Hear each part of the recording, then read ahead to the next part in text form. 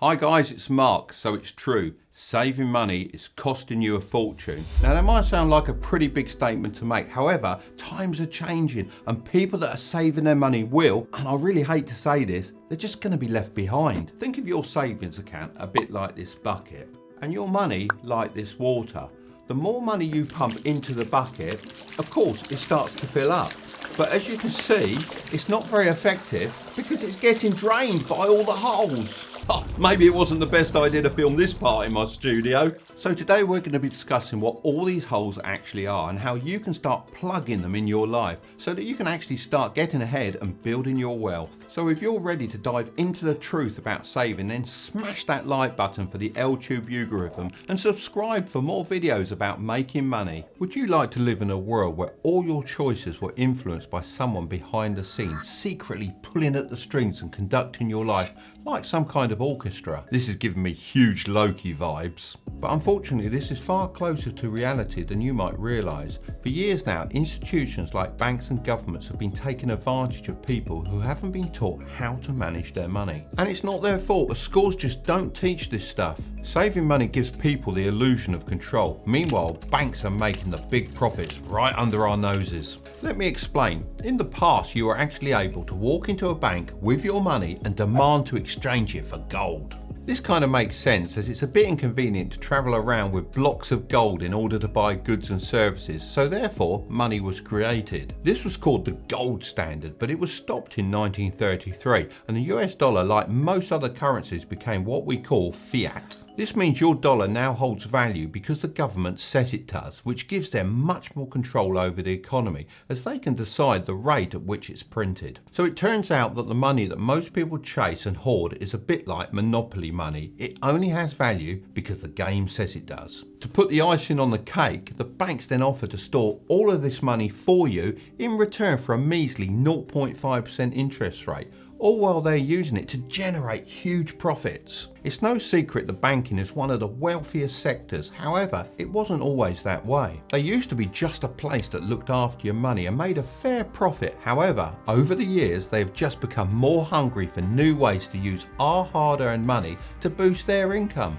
A good example of this is the selling of subprime mortgages, which is one of the reasons for the 2008 financial crisis, which left us, the taxpayers, having to bail out the banks. Just to clarify, I'm not saying that the banks are completely evil, they just act in their own self-interest like most businesses, and we can't blindly trust them to have our backs. Many millionaires such as Robert Kiyosaki, who is the author of Rich Dad Poor Dad, are very keen on saving what they call God's money, which is gold and silver. They call it this because it has real value rather than the promised value of the paper dollar. In my opinion, this is a good strategy for the rich as it offers a great way to protect your wealth. However, you're trading potential growth for security, which isn't right for everyone, especially if you're young, when you can afford a little bit more risk. I still feel like I'm a spring chicken in my 20s, so I don't hold much gold at all. I'm far more interested in the emerging cryptocurrency markets. Without going too far in depth, the banks heavily dislike crypto. It challenges everything that they stand for and threatens their position in society. As most cryptocurrency is decentralized, it gives the power back to the people, and I personally like the sound of that. That's one of the reasons why I've invested 5% of my portfolio into Bitcoin and Ethereum,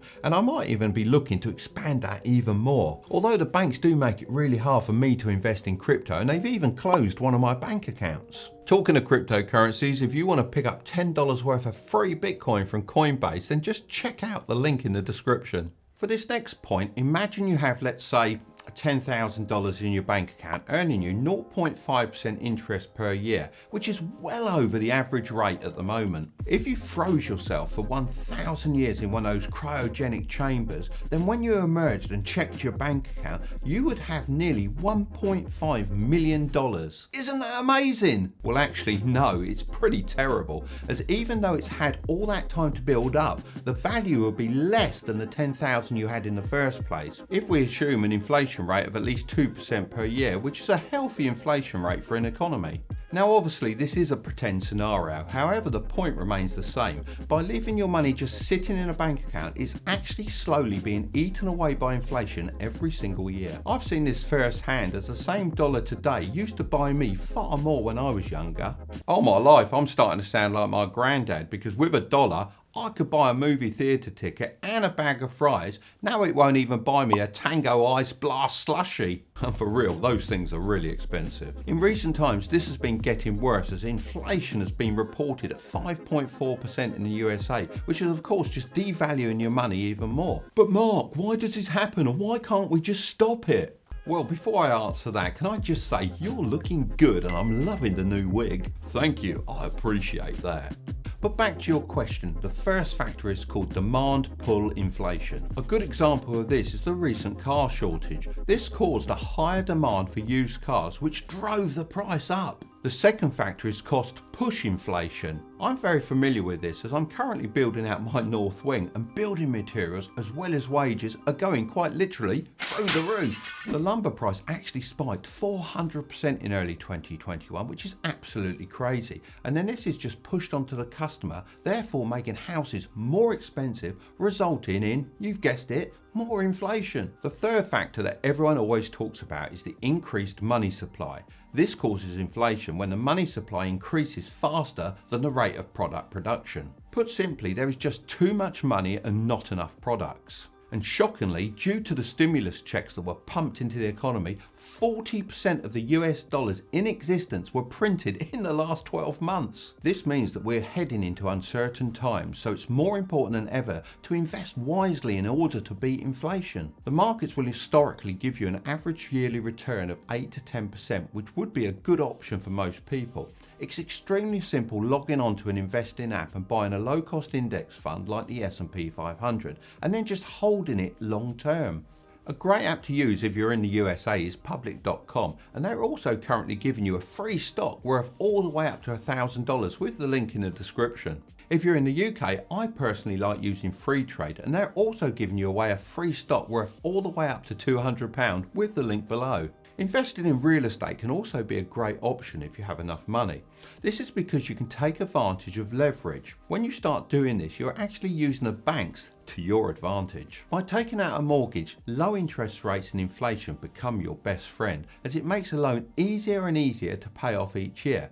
Whereas if you're saving money, the inflation is eating away at it and not the money you owe. We live in a consumer society that has psychologically programmed us to behave in a certain way. You've been lied to all your life by your parents, friends and teachers, leading you to be tricked into doing things that you actually don't want to do, on many more occasions than you probably realise. So I'll give you the same choice that Morpheus gave Neo in The Matrix. You take the blue pill and you wake up tomorrow and you believe whatever you want to believe. Or you take the red pill and you see how deep this rabbit hole goes. Right, have you picked? Well, as I have no way of knowing which pill you picked, I'm going to assume you want to know the truth. One study suggests that 90% of teens reported having experienced peer pressure, while 28% reported that their social status was boosted after they gave in to peer pressure. This is pressure to buy the next shiny object like designer clothes and luxury vacations when you really can't afford it. Many people save up just enough money to spend it on one of these items and find themselves back in the same position again, saving for the next shiny thing. One of the big reasons for this is that money is so easily accessible in a normal savings account, and that is very hard to resist. Just to prove this point, more than half of Americans have less than 3 months worth of expenses covered in an emergency fund, according to Bankrate's July 2021 Emergency Savings Survey. Once you start seeing money differently and as a tool to grow your wealth, rather than just something you use to buy things with, you will have everything that you ever want. Eventually, owning enough cash flow investments is like having a second paycheck every month, and who wouldn't like that? It's important to have an emergency fund of 3 to 5 months of your living expenses, but you should only dip into this as a last resort and not to take a spontaneous trip to the Caribbean. There are a few great books that you can read that will really help you get into this mindset. I just happen to have a couple of them on my desk. First of all, I'll suggest picking up Rich Dad Poor Dad and then Think and Grow Rich. Many people see saving lots of money as a safety net. I've even heard of some people saying that they like looking at the number on the screen, but what they don't realise is the opportunity cost. How many times have you been sat sitting on the sideline watching other people making money thinking, when's it going to be my turn? Just think of all the people that left their money in their savings account during the last couple of years because they were just scared to take a risk. The scary thing is that the biggest risk often turns out to be not taking one at all, as they ended up missing out on some crazy crypto and stock market profits. Currently, many people say Tesla stock is overvalued, and due to this, they deem the stock untouchable and they're waiting for the price to drop before they start investing. But things can change really quickly. Between August and October 2021, Tesla stock jumped from $700 to nearly $900, so the cost of waiting here was 35%. But Mark, I don't have that sort of money just lying around. Who do you think I am? Elon Musk? Well, you didn't need to buy a full stock for $700. You could have just invested as much as you would have liked and bought a fraction of a share. So if you had invested $100, you would now have made $35. And with that, you could have bought yourself a Tango Ice Blast slushie. On top of this, the average saving account interest rate is only 0.06%. There is no opportunity here. The banks take your money and invest and loan it out at far greater rates than this. Money is for emergencies, enjoyment and investing, and therefore you don't need everything on hand 24/7. Now, I'm not going to pretend that I don't save money, because of course I do. In fact, to tell the truth, I've always saved more money than most investors. However, the idea of saving all your money in a bank account is boomer thinking. It might have worked back in my day, but now things are changing and we need to adapt. The truth is, money is a tool, not to be hoarded, but to be used. In my opinion, you shouldn't keep all your money on the sidelines, as it's much better to let it go out and play. More often than not, the worst that'll happen is you'll be back where you started. Remember, you miss 100% of the shots that you don't take. So I'm going to leave the next video right up there, but don't click on it just yet. Make sure to subscribe if you want to grow your wealth, and don't forget to pick up your free stocks and bitcoins in the links below. Okay, I'll see you over there.